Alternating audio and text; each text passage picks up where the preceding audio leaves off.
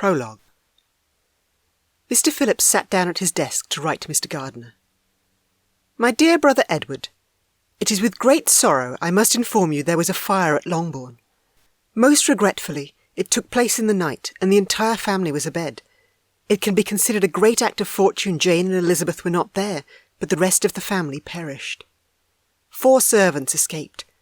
Inquiries have led me to conclude the fire likely started in the parlour near the main staircase. It has come to light Lydia and Kitty were discovered experimenting with cigars near that area earlier in the evening. I could make no damning conclusions based on what little can be gleaned, but this may have started a fire that wasn't noticed until it raged out of control after everyone was settled for the night. What I can say with moderate certainty is the servants' staircase was safe for longer than the main stairway. I may also report one of the servants who escaped heard Mrs. Bennet insisting she get her jewels. Sadly, those will be the last words any hear from our dear Mr. and Mrs. Bennet, Mary, Kitty, or Lydia. It is my understanding Jane and Elizabeth are with you in London, though planning to return soon. If this letter manages to reach you before they depart, please consider accompanying them. We will be on the lookout for them here as well. They will, of course, stay with us. We have room for you and Mrs. Gardiner as well. I urge you to make whatever haste you can to join us here. I have a copy of Mr. Bennet's will, which names you and me as co-executors. Jane and Elizabeth will both be devastated. I believe your presence to be both necessary and helpful. The funerals will be held on Saturday. Yours, etc., J. Phillips. Chapter 1. 1 week earlier. Elizabeth was glad to be afforded a carriage and a pleasant travel companion. She'd found her time in Kent interesting, to say the least, but was very eager to be reunited with Jane and to see her aunt and Uncle Gardiner. She turned from the window, aware of Maria Lucas's excitement and wondering how long the girl could keep up her current level of decorum. "Good gracious!" cried Maria after a few minutes' silence. "It seems but a day or two since we first came, and yet how many things have happened!" "A great many indeed," said her companion with a sigh. "We have dined 9 times at Rosings, besides drinking tea there twice. How much I shall have to tell!" Elizabeth added privately, "And how much I shall have to conceal." Elizabeth was glad she had time for reflection during the journey to London, since she had much to think about. Mostly she thought about Mr. Darcy and his abysmal proposal. Elizabeth had refused him angrily, accusing him of harming both his childhood friend Mr. Wickham and her sister Jane. That very much seemed like the correct course of action at the time, especially since he'd added insult to her station and family to his already egregious crimes. Now, when it was much too late, she realised she hadn't behaved as well as she should have. That didn't mean she wasn't still happy to have refused him. His proposal was nothing short of insulting. He'd subsequently written her a letter, though, much to her surprise. In that letter he explained the truth about Mr. Wickham. He also justified his conduct regarding Jane. While Elizabeth didn't agree with his motives for separating her most beloved sister and Mr. Bingley, she could see they weren't malicious. Mr. Darcy had acted as a friend must, making the deed nearly laudable. She was glad she would never see him again, because she was embarrassed she'd misjudged him so completely, and refused him with so little consideration for his emotions or for politeness.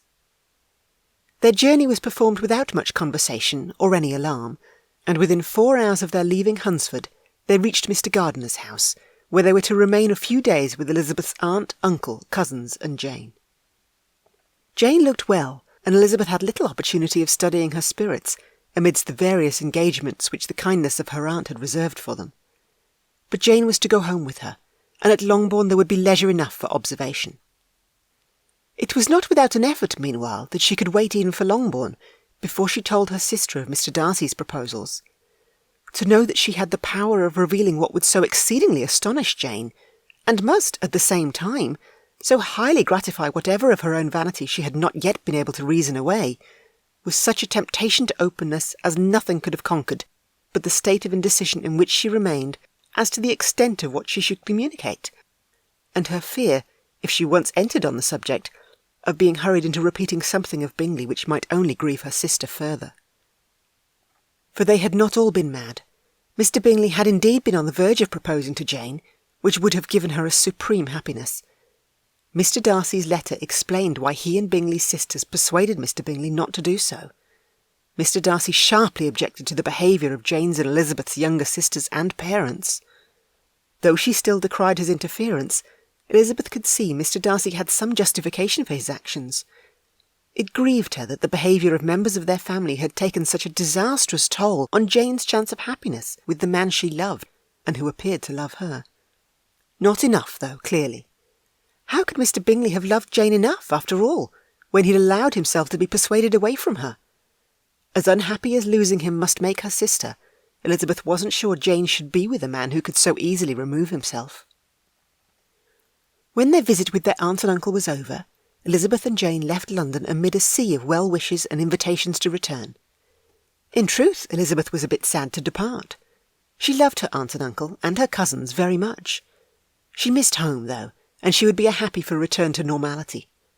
Perhaps once in Longbourn again, she and Jane could both put their disastrous interactions with the opposite sex behind them. The stage didn't offer the opportunity for private conversation, but it did give more chance for reflection than they'd known in the gardener's busy home. Elizabeth used some of that time for her own tumultuous thoughts, and some for the study of Jane. Though her sister's emotions were hidden behind her usual appearance of serenity, Elizabeth was sure there was still an underlying sadness clinging to Jane. Her sister, it seemed, had not yet gotten over Mr. Bingley and his ill use. When they disembarked in the town where the Bennets' carriage was supposed to meet them, Elizabeth was surprised to find it wasn't there. She'd written her father they would return today, and received confirmation they would be met. It was only about 6 miles to Longbourn, sticking to the road, but they couldn't make the trip with their luggage. "Do you think they have forgotten us?" she asked, turning to Jane. "I dare say they're simply late. Let us wait a while, and I am sure the carriage will arrive soon." The 3 women went to the inn to wait. Maria Lucas was worried the carriage had lost a wheel.